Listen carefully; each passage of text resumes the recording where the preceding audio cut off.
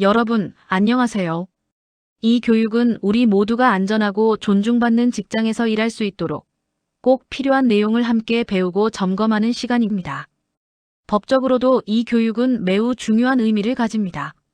남녀 고용 평등과 일가정 양립 지원에 관한 법률과 양성평등기본법에 근거하여 모든 사업장은 연 1회 이상 전 직원 대상으로 성희롱 예방 교육을 실시해야 하는 의무가 있습니다.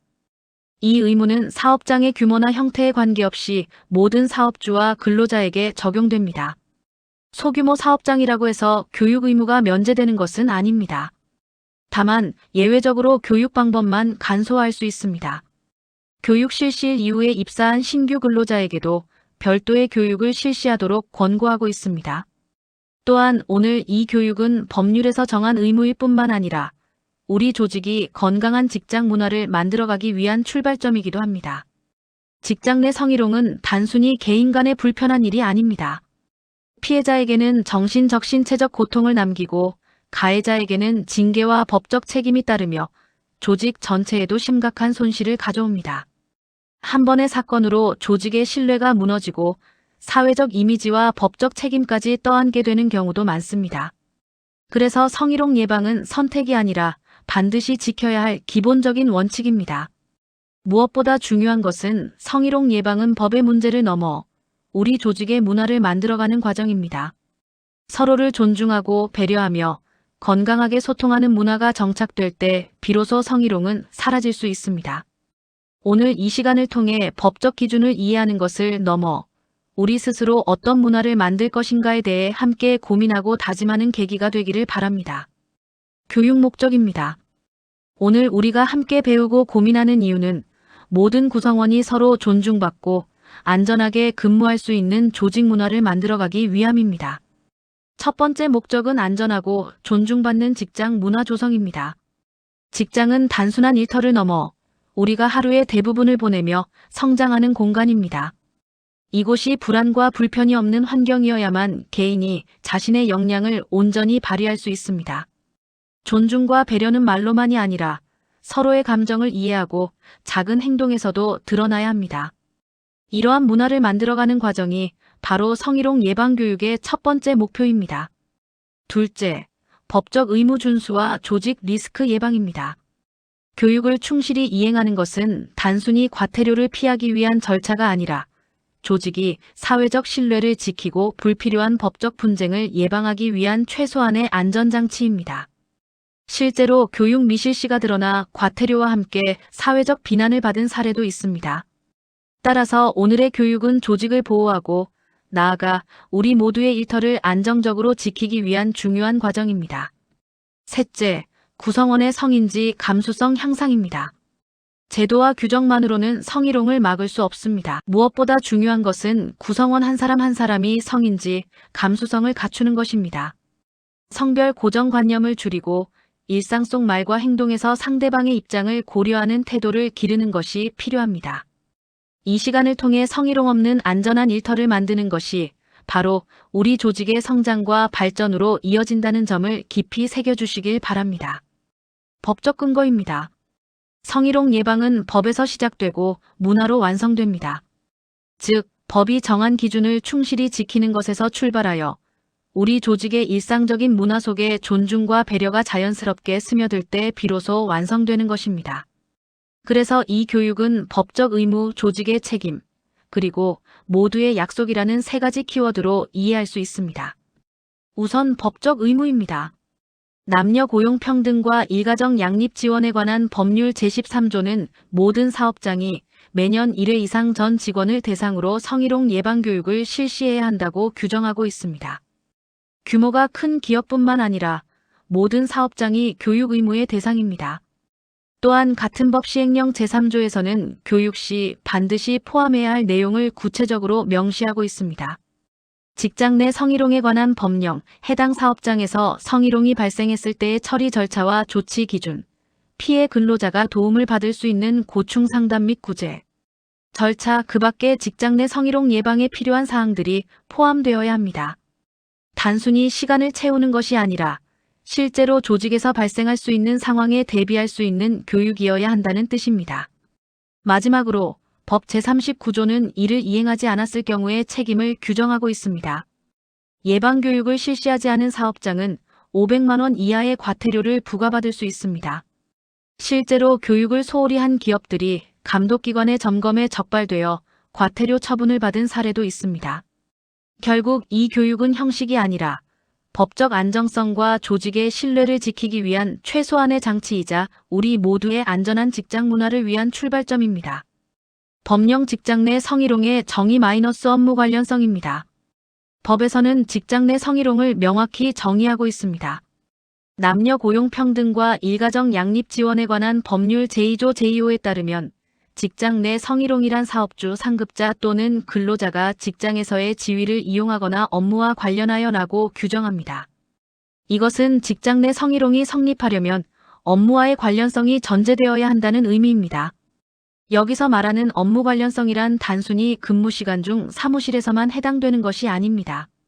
근로자가 업무를 수행하는 과정과 그 연장선에서 발생하는 모든 상황이 포함됩니다.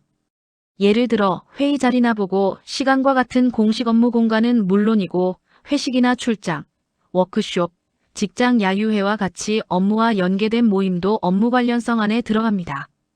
또한 직장 내 메신저, 이메일, 전화통화처럼 업무에 활용되는 소통 수단을 통해 이루어지는 성적 언행도 모두 해당됩니다. 카풀 등 직장 내가 아닌 장소에서 이루어진 행위도 직장 내 성희롱의 업무 관련성이 인정될 수 있습니다. 성희롱은 단순히 장소나 시간으로만 보지 않고 업무와의 연관성, 직장 내 지위 관계를 고려하여 업무 관련성을 판단합니다. 중요한 것은 성희롱이 발생한 장소나 상황이 회사 건물 아닌지 근무 시간 중인지가 본질이 아니라는 점입니다. 흔히 회사 밖에서 일어난 일이니 괜찮다거나 사적인 대화였으니 업무와 무관하다라는 식의 변명을 하는 경우가 있습니다. 하지만 직장 동료라는 관계, 상사와 부하 직원이라는 위계, 그리고 업무를 통해 맺어진 인적 네트워크 안에서 이루어진 대화라면 그것은 이미 업무 관련성을 포함하고 있습니다. 아무리 사적으로 친해졌다고 하더라도 직장 내 지위와 관계가 작용하는 순간 그 대화는 사적인 범주에만 머무르지 않습니다. 즉 직장 내 성희롱의 업무 관련성이란 장소가 아니라 직장 내 지위와 관계성을 말합니다. 법령 직장 내 성희롱의 정의 마이너스 성희롱 판단의 기준입니다. 성희롱은 가해자의 의도가 아니라 피해자가 느낀 굴욕감과 혐오감을 기준으로 판단됩니다. 남녀 고용 평등과 일가정 양립 지원에 관한 법률에서도 직장 내 성희롱을 정의할 때 가해자의 의도라는 표현을 사용하지 않는 이유가 바로 여기에 있습니다. 중요한 것은 행위자가 어떤 생각으로 말하거나 행동했는지가 아니라 상대방이 어떻게 받아들였는가 하는 점입니다. 나는 장난이었다, 좋은 뜻으로 한 말이었다라는 변명은 성립하지 않습니다. 웃자고 한 말이라도 상대방이 불편하고 불쾌하다면 성희롱에 해당할 수 있습니다. 그렇기 때문에 가해자가 그럴 의도가 없었다며 억울함을 호소하더라도 면책 사유가 되지 않습니다. 의도가 없었다는 것은 주의를 기울이지 않았다는 뜻이며 사소한 행동도 상대방을 고려하지 않는다면 성희롱이 될 수 있다는 점을 인식해야 합니다. 그러나 성희롱 판단이 단순히 피해자의 주관적 감정에만 의존하는 것은 아닙니다. 판례에 따르면 객관적으로 상대방과 같은 처지에 있는 일반적이고도 평균적인 사람이라면 성적 굴욕감이나 혐오감을 느꼈을지를 함께 고려하여 판단합니다. 결국 성희롱 여부는 피해자의 주관적인 불쾌감만으로 결정되는 것은 아닙니다. 즉, 피해자가 속한 성별, 지위, 연령과 유사한 상황에 놓인 객관적인 일반인이라면 어떻게 느꼈을지를 기준으로 삼는 것입니다. 예를 들어 같은 직급이나 연령대의 근로자가 동일한 언행을 경험했을 때 마찬가지로 성적 굴욕감이나 혐오감을 느꼈을 것이라면 그 행위는 성희롱으로 본다는 것입니다. 따라서 성희롱 판단은 가해자의 의도를 반영하지 않지만 객관적 일반인의 시각이 반영되어 종합적으로 고려해 내려진다는 점을 기억해야 합니다. 법령 직장 내 성희롱의 정의 마이너스 조건형 성희롱입니다. 직장 내 성희롱은 단순히 성적인 언동으로 상대방에게 불쾌감이나 굴욕감을 주는 것에만 그치지 않습니다.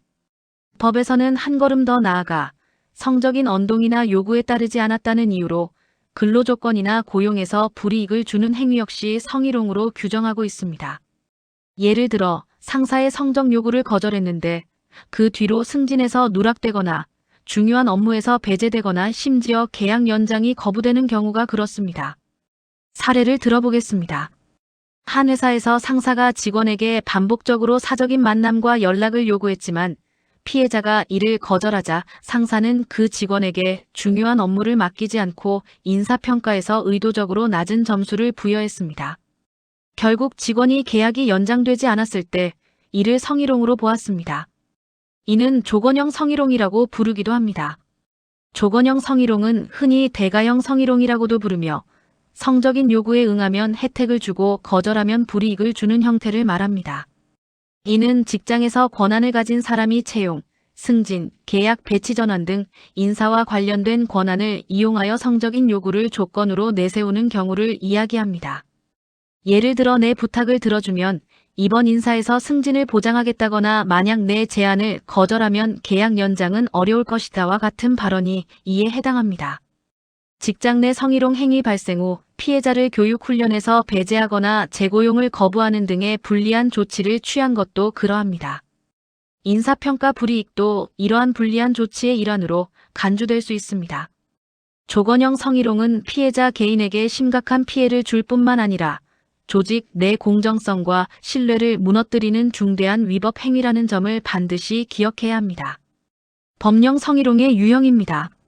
직장 내 성희롱은 다양한 형태로 나타날 수 있으며 크게 언어적 성희롱, 시각적 성희롱, 신체적 성희롱으로 나눌 수 있습니다. 첫째, 언어적 성희롱입니다. 언어적 성희롱은 말이나 글을 통해 상대방에게 성적 굴욕감이나 불쾌감을 주는 행위를 말합니다.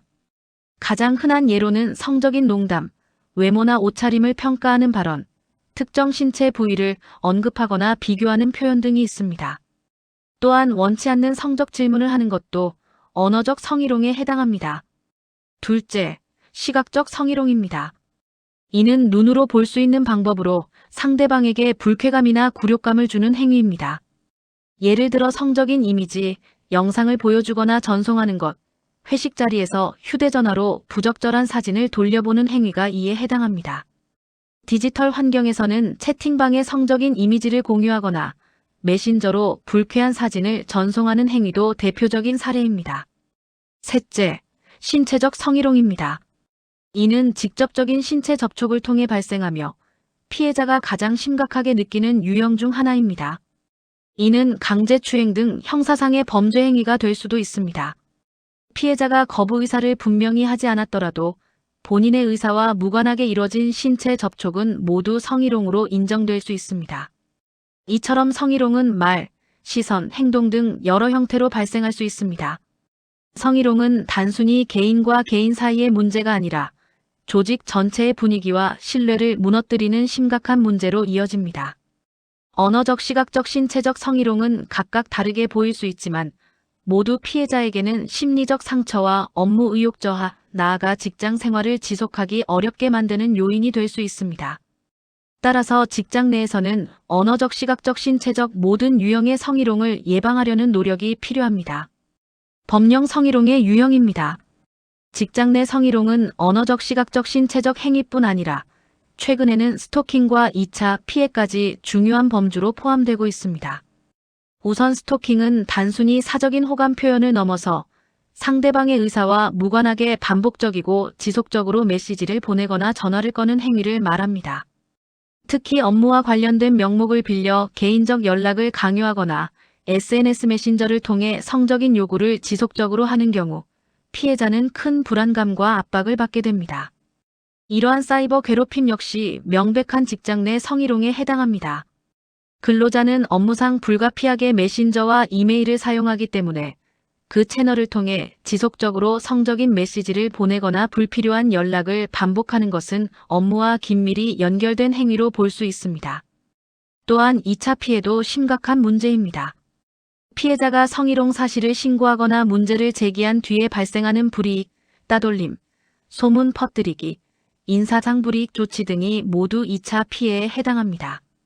예를 들어 신고 후 인사평가에서 의도적으로 낮은 점수를 받거나 동료들 사이에서 고립되는 경우가 그렇습니다. 이러한 2차 피해를 직장 내 성희롱뿐 아니라 직장 내 괴롭힘의 범주로 규정되며 사업주는 이를 예방하고 차단할 의무가 있습니다. 따라서 스토킹과 2차 피해는 단순한 개인 간 갈등이 아니라 조직 차원에서 반드시 관리해야 할 중대한 위법 행위입니다. 피해자의 용기 있는 신고가 또 다른 불이익으로 이어진다면 조직의 신뢰는 무너지고 피해자는 회복하기 어려운 상처를 입게 됩니다. 결국 직장 내 성희롱 예방은 사건 자체를 막는 것에서 나아가 스토킹과 2차 피해를 철저히 차단하는 것까지 포함된다는 점을 반드시 인식해야 합니다. 직장 내 성희롱 발생 시 처리 절차 신고입니다. 직장 내 성희롱 처리 절차에서 가장 처음 이루어지는 단계는 신고입니다. 신고는 피해자 본인뿐 아니라 동료 등 제3자도 할 수 있습니다. 남녀 고용 평등과 일가정 양립 지원에 관한 법률 제14조 제1항에서도 누구든지 직장 내 성희롱 발생 사실을 알게 된 경우 그 사실을 해당 사업주에게 신고할 수 있다고 명확히 규정하고 있습니다. 이 조항은 직장 내 성희롱의 해결을 위한 절차의 첫 단계를 규정한 것으로 모든 근로자에게 성희롱 발생 시 사업주에게 신고할 권리를 부여함으로써 피해자가 아닌 제3자도 성희롱 문제 해결에 참여할 수 있도록 하고 있습니다.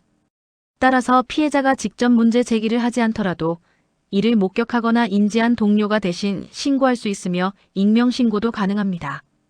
이를 위해 사업주는 반드시 고충 상담 창구를 설치 운영해야 합니다. 이는 직장 내 성희롱이 발생했을 때 피해자가 안심하고 상담하고 신고할 수 있도록 하기 위한 최소한의 장치입니다.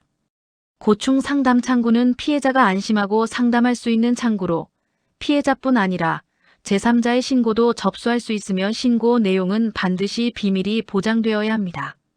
또한 상담과 신고 과정에서 피해자에게 어떠한 불이익도 주어서는 안 됩니다.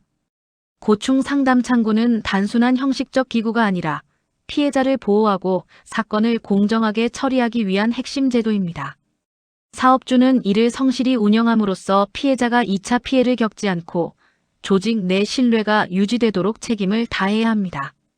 즉, 성희롱 사건이 발생했을 때의 첫걸음은 신고가 안전하게 이루어질 수 있는 통로를 보장하는 것이며 이는 사업주의 법적 의무이자 조직이 신뢰를 지키기 위한 최소한의 장치입니다. 직장 내 성희롱 발생 시 처리 절차 조사입니다.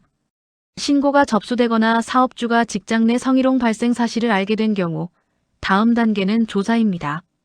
남녀 고용 평등과 일가정 양립 지원에 관한 법률 제14조 제2항은 사업주는 제1항에 따른 신고를 받거나 직장 내 성희롱 발생 사실을 알게 된 경우에는 지체 없이 그 사실 확인을 위한 조사를 하여야 한다고 규정하고 있습니다.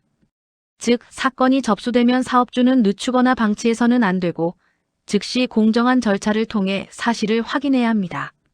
성희롱 사건은 시간이 지날수록 피해자의 불안과 고통이 커지고 증거 확보가 어려워질 수 있기 때문에 신속한 조치가 무엇보다 중요합니다. 이때 조사가 형식적으로 이루어져서는 안 되며 객관성과 공정성을 확보해야 합니다. 이를 위해 사업주는 내부의 전담기구를 통해 사실을 확인할 수도 있고 필요하다면 외부의 전문기관의 조사를 의뢰할 수도 있습니다. 조사 과정에서는 2차 피해를 겪지 않도록 전문성과 주의가 필요합니다. 사업주는 성희롱 사건 발생 시 즉각적이고 공정하며 객관적인 조사를 통해 사건의 진실을 밝히고 피해자 보호와 조직의 신뢰 회복에 최선을 다해야 합니다. 모두의 진술을 균형 있게 청취하고 증거를 면밀히 검토해야 하며 불안하거나 불이익을 받지 않도록 해야 합니다. 조사는 사건의 진실을 확인하고 피해자의 권리를 보호하며 조직의 신뢰를 회복하는 핵심 단계라 할 수 있습니다. 만약 조사가 형식적으로 이루어지거나 지연된다면 조직에 대한 신뢰를 완전히 잃게 됩니다. 나아가 다른 구성원들에게도 이 조직은 문제를 덮으려 한다는 인식을 주어 직장 문화 전반이 왜곡될 수 있습니다. 반대로 신속하고 공정하며 객관적인 조사가 이루어지면 조직 구성원 모두는 안전한 환경 속에서 일할 수 있다는 믿음을 갖게 됩니다. 발생 시 조치 기준 피해자 보호입니다. 직장 내 성희롱 사건이 발생하면 사업주는 무엇보다 먼저 피해자 보호를 최우선으로 해야 합니다. 남녀 고용 평등과 일가정 양립 지원에 관한 법률 제14조 제3항은 이에 대해 명확히 규정하고 있습니다. 법에 따르면 사업주는 조사 기간 동안 피해 근로자 등을 보호하기 위해 필요하다면 근무 장소 변경, 배치 전환, 유급휴가 명령 등 적절한 조치를 취해야 합니다. 여기에서 중요한 것은 조사 결과가 아직 나오지 않았더라도 조사 기간 중에 피해 근로자 등을 보호해야 한다는 점입니다. 그래서 법은 사업주에게 즉각적인 보호 조치를 취할 의무를 부과하고 있습니다. 피해자 보호는 사건의 결론 이후가 아니라 조사 진행 중부터 시작되는 필수 조치임을 잊지 말아야 합니다. 단, 이때 반드시 유념해야 할 점은 피해 근로자 등의 의사에 반하는 조치를 해서는 안 된다는 것입니다. 피해 근로자 등이 원하지 않는 전보, 강제 휴가 등은 또 다른 불이익이나 2차 피해로 이어질 수 있기 때문입니다. 법은 피해자가 사건을 신고하거나 문제를 제기했다는 이유로 어떠한 불이익도 받아서는 안 된다고 규정하고 있습니다. 피해자 보호 조치는 피해자의 안전과 심리적 안정을 위한 것이지 또 다른 불편을 강요하는 수단이 되어서는 안 됩니다. 따라서 발생 시 조치 기준의 핵심은 불이익 조치 금지, 피해자의 의사 존중, 안전하고 존중받는 근로환경 보장입니다. 이는 단순한 제도적 의무를 넘어 조직이 구성원에게 책임을 다하고 있다는 신뢰를 주는 중요한 과정입니다. 발생 시 조치 기준 가해자 조치입니다. 직장 내 성희롱 사건에서 성희롱이 확인되면 사업주는 지체 없이 성희롱 행위를 한 사람에 대한 적절한 조치를 취해야 합니다. 남녀 고용 평등과 일가정 양립 지원에 관한 법률 제14조 제5항은 이를 명확히 규정하고 있습니다. 법에 따르면 사업주는 조사 결과 직장 내 성희롱이 발생한 사실이 확인되면 즉시 성희롱 행위를 한 사람에 대하여 징계, 근무 장소의 변경 등 필요한 조치를 해야 합니다. 직장 내에서 성희롱 행위가 결코 용납되지 않는다는 메시지를 전달하는 것은 매우 중요합니다. 가해자에 대한 징계나 근무지 변경과 같은 조치는 단순히 당사자 간의 문제를 해결하는 차원이 아니라 조직 전체에 경각심을 주고 재발을 방지하는 예방 효과를 갖습니다. 만약 성희롱이 발생했음에도 불구하고 적절한 조치가 이루어지지 않는다면 피해자는 물론 다른 구성원들까지도 이 조직은 성희롱을 방치한다는 불신을 가지게 되고 결국 조직 문화 전반이 무너질 수 있습니다. 반대로 신속하고 단호한 조치는 구성원 모두에게 우리 조직은 성희롱을 결코 용납하지 않는다는 명확한 기준을 심어줍니다. 이는 피해자 보호는 물론 앞으로 발생할 수 있는 사건을 예방하고 조직의 신뢰와 건전한 근로 환경을 지켜내는 핵심적인 장치입니다. 또한 주목할 점은 사업주는 징계나 인사조치를 하기 전에 반드시 피해 근로자의 의견을 들어야 한다는 것입니다. 가해자 조치의 핵심은 신속성, 적절성, 피해자 의견 반영입니다. 이를 통해 조직은 사건의 재발을 방지하고 성희롱에 대해 단호히 대응한다는 신뢰를 구성원들에게 심어줄 수 있습니다. 고충 상담 및 구제 절차 고충 상담 창구 운영입니다. 직장 내 성희롱 예방과 사건 대응을 위해 사업주는 고충 상담 창구를 설치 운영해야 합니다. 고충 상담 창구는 인사부서, 노무 담당자 또는 별도로 지정된 고충 상담원 등으로 구성할 수 있으며 조직의 특성과 규모에 맞게 유연하게 운영될 수 있습니다. 중요한 것은 상담 창구가 형식적으로 존재하는 것에 그치지 않고 실제로 근로자들이 안심하고 이용할 수 있는 신뢰할 만한 기구가 되어야 한다는 점입니다. 이를 위해 상담 창구는 상담자의 전문성을 갖추고 사건을 접수했을 때 즉시 적절한 보호 조치와 후속 절차로 연결될 수 있어야 합니다. 피해자 본인뿐만 아니라 동료 등 제3자가 상담이나 신고를 할 때 절차에 맞추어 접수를 받고 상담 과정에서는 반드시 비밀이 보장되어야 하고 신고자나 피해자에게 어떠한 불이익도 가해져서는 안 됩니다. 고충 상담 창구는 단순히 사건을 접수하는 기능에 그치지 않습니다. 피해자에 대한 보호 조치, 예를 들어 근무지 변경, 유급휴가 명령, 배치 전환 등을 지원하고 나아가 사건이 재발하지 않도록 조직 차원의 예방 대책 마련으로 이어져야 합니다. 결국 고충 상담 창구는 피해자의 권리를 보장하고 안전한 근로 환경을 만드는 중요한 제도적 장치입니다. 고충 상담 창구는 성희롱 사건을 단순히 처리하는 창구가 아니라 피해자 보호와 재발 방지를 위한 조직의 안전망 역할을 담당해야 합니다. 이와 관련해 남녀 고용 평등과 일가정 양립 지원에 관한 법률 제13조, 제14조, 제39조는 사업주가 예방 교육을 실시하고 피해자 보호 조치와 가해자 제재를 이행하며 이를 위반할 경우 과태료가 부과될 수 있음을 명확히 규정하고 있습니다. 고충 상담 및 구제 절차 직장 내 성희롱 구제 절차입니다. 직장 내 성희롱이 신고가 접수되면 사업주는 즉시 사실 확인을 위한 공정한 조사를 진행해야 하며 조사 과정은 신속하고 객관적으로 이루어져야 합니다. 조사는 모두의 진술을 충분히 청취하고 증거를 면밀히 검토하기 위한 과정입니다. 이를 위해서 조사위원의 전문성이 무엇보다 중요합니다. 형식적으로 조사를 진행하는 것으로는 사실관계를 제대로 파악하기 어렵고 불신을 가질 수 있습니다. 따라서 조사위원은 성희롱의 법적 정해, 관련 판례, 성인지, 감수성 등에 대한 기본적인 이해를 갖추고 있어야 하며 면담 과정에서도 피해자가 2차 피해를 겪지 않도록 세심한 배려와 전문적인 기술이 필요합니다. 객관성과 공정성을 높이기 위해 필요하다면 외부의 전문기관이나 전문가를 조사위원으로 위촉하는 방법도 고려할 수 있습니다.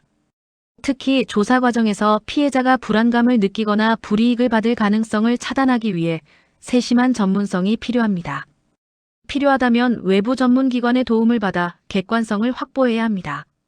조사는 단순히 법적 의무가 아니라 피해자의 권리를 보호하고 조직의 신뢰를 회복하기 위한 핵심 과정입니다. 만약 조사 결과 성희롱 행위가 확인된다면 사업주는 지체 없이 필요한 제재를 취해야 합니다. 이러한 조치는 피해자의 권리를 보호하는 동시에 조직 내에서 성희롱이 결코 용납되지 않는다는 메시지를 전달하는 중요한 의미를 가집니다. 또한 사건이 단발성으로 끝나지 않도록 사업주는 재발 방지를 위한 제도 개선과 전 직원 대상의 예방 교육을 추가적으로 실시할 수 있습니다. 이를 통해 사건이 반복되지 않도록 하고 건강하고 안전한 조직 문화를 만들어 나가는 것이 구제 절차의 최종적인 목표입니다. 성희롱 예방을 위한 조직 문화 만들기 마이너스 존중입니다. 작은 존중이 큰 신뢰를 만듭니다. 존중은 상대방을 동등한 인격체로 인정하고 그 가치와 권리를 소중히 대하는 태도입니다. 존중은 단순히 예의를 지키는 것에 머물지 않습니다. 그것은 상대방의 감정과 경계를 이해하고 배려하는 행동으로 드러납니다. 상대방이 불편해하지는 않을지 혹은 상처받지는 않을지를 먼저 생각하는 태도가 바로 존중입니다. 직장에서의 존중은 동료를 동등한 인격체로 인정하고 존엄을 지켜주는 것입니다. 말 한마디, 시선 한번, 작은 행동 하나에도 존중이 담길 수 있고 반대로 무심한 언행 속에서 존중이 결여되었는지도 드러납니다. 결국 존중은 성희롱 예방의 출발점이며 모든 구성원이 안전하고 신뢰할 수 있는 직장 문화를 만드는 가장 중요한 기반이 됩니다. 우리는 일상 속의 말 한마디, 시선 한번, 작은 행동 속에서도 상대방을 존중하고 있는지 아닌지를 드러내게 됩니다. 직장에서의 존중은 안전하고 건강한 조직 문화를 만드는 핵심이며 성희롱을 예방하는 출발점입니다. 결국 존중은 조직의 신뢰를 쌓는 토대이자 함께 일하는 모든 사람을 지켜주는 가장 기본적인 약속입니다. 존중이 자리 잡은 조직에서는 구성원들이 서로를 믿고 협력하며 불필요한 갈등이나 상처 없이 자신의 역량을 마음껏 발휘할 수 있습니다. 반대로 존중이 결여되면 작은 언행조차 큰 갈등으로 번지고 결국 신뢰는 무너져 내립니다. 따라서 직장에서의 존중은 선택이 아니라 필수이며 성희롱 예방은 바로 이 존중의 실천에서 시작됩니다. 존중이야말로 안전하고 건강한 직장 문화를 만드는 가장 강력한 힘입니다. 존중은 안전한 직장의 첫걸음입니다. 작은 존중이 모여 큰 신뢰를 만들고 그 신뢰가 안전하고 건강한 조직 문화를 완성합니다. 성희롱 예방을 위한 조직 문화 만들기 마이너스 배려입니다. 배려는 상대방의 입장에서 생각하고 그 마음을 이해하며 행동하는 것을 의미합니다. 내가 하고 싶은 말이나 행동보다 상대방이 어떻게 느낄지를 먼저 고려하는 태도가 바로 배려의 시작입니다. 누군가에게는 별것 아닌 말이나 행동일 수 있지만 상대방에게는 큰 불편과 상처가 될 수 있습니다. 따라서 배려란 단순히 친절을 베푸는 것이 아니라 상대방의 감정과 경계를 존중하고 그 입장에서 한 번 더 생각하는 습관입니다. 배려가 습관이 되면 성희롱과 같은 문제는 자연스럽게 예방됩니다. 회식 자리에서 던지는 가벼운 농담 한마디, 동료의 옷차림을 평가하는 무심한 말, 불필요한 신체 접촉과 같은 행동들은 배려가 결여되었을 때 나타나는 전형적인 사례입니다. 그러나 배려가 생활화된 조직에서는 구성원 모두가 이 말이 혹시 상대방을 불편하게 하지 않을까? 내 행동이 불쾌감을 줄 수 있지 않을까? 를 먼저 생각하게 되고 그 결과 성희롱 예방은 제도적 규율이 아니라 조직 문화 속에서 자연스럽게 실천되는 약속이 됩니다. 직장에서의 배려는 단순히 갈등을 줄이는 것에서 그치지 않습니다. 배려는 서로에 대한 신뢰를 쌓고 협력적인 분위기를 조성하며 구성원들이 안전하게 역량을 발휘할 수 있도록 돕는 힘이 됩니다. 작은 배려가 쌓여 큰 신뢰를 만들고 그 신뢰는 조직 전체를 건강하게 유지시키는 기반이 됩니다. 결국 배려는 존중을 행동으로 옮기는 힘입니다. 말로만 하는 존중이 아니라 실제로 상대방을 고려한 배려의 행동이 있을 때 진정한 존중이 완성됩니다. 작은 배려 하나가 동료의 하루를 바꾸고 직장의 문화를 변화시키며 나아가 성희롱 없는 안전한 일터를 만드는 씨앗이 됩니다. 작은 배려가 큰 신뢰를 만들고 배려하는 직장은 곧 안전한 직장입니다. 성희롱 예방을 위한 조직 문화 만들기 마이너스 소통입니다. 소통은 단순히 말을 주고받는 것이 아니라 상대방의 말과 감정을 경청하고 이해하는 과정입니다. 겉으로는 대화를 나누고 있어도 진심으로 듣지 않는다면 그것은 소통이 아닙니다. 소통의 핵심은 내 의사를 전달하는 것뿐만 아니라 상대의 목소리를 존중하는 것입니다. 직장에서의 소통은 오해와 갈등을 줄이고 서로를 존중하며 협력할 수 있는 기반이 됩니다. 제대로 된 소통이 이루어지지 않으면 작은 갈등이 큰 문제로 번지고 결국 신뢰가 무너져 조직 전체의 성과에도 부정적인 영향을 미치게 됩니다. 반대로 건강한 소통이 자리 잡으면 구성원들은 서로에 대한 신뢰를 키우고 협업 속에서 성과를 극대화할 수 있습니다. 성희롱 예방에서도 소통은 매우 중요한 요소입니다. 먼저 피해자가 불편함을 표현할 수 있는 용기를 낼 수 있도록 분위기를 조성하는 것도 소통의 역할입니다. 또한 상대방의 경계나 거절의 신호를 민감하게 받아들이고 존중하는 것 역시 소통의 일부입니다. 불편함을 표현하는 용기와 이를 수용하는 민감성은 모두 올바른 소통에서 시작됩니다. 건강한 소통은 결국 신뢰와 배려가 살아있는 조직 문화를 만듭니다. 존중이 상대방을 동등한 인격체로 인정하는 태도라면 배려는 그 존중을 행동으로 옮기는 힘이고 소통은 존중과 배려를 이어주는 다리입니다. 말과 행동 속에서 존중과 배려가 오가고 그것이 투명한 소통으로 연결될 때 비로소 안전하고 건강한 직장이 완성됩니다. 작은 말 한마디가 상처가 될 수도 위로가 될 수도 있다는 사실을 기억하며 모든 구성원이 소통을 통해 존중과 배려를 실천하는 조직이 되어야 합니다. 성희롱 예방을 위한 조직 문화 만들기 마이너스 문화입니다. 성희롱 없는 직장은 제도만으로 완성되지 않습니다. 아무리 법과 규정이 잘 마련되어 있더라도 조직 구성원들의 태도와 행동이 변하지 않는다면 성희롱은 언제든 발생할 수 있습니다. 진정으로 안전한 직장은 법과 제도를 넘어 구성원 모두가 공유하는 문화 속에서 만들어집니다. 아무리 정교한 규정과 절차가 마련되어 있더라도 그것이 실제 행동으로 이어지지 않는다면 성희롱은 여전히 발생할 수 있습니다. 안전한 직장은 구성원 모두가 공유하는 문화 속에서 만들어지는 것입니다.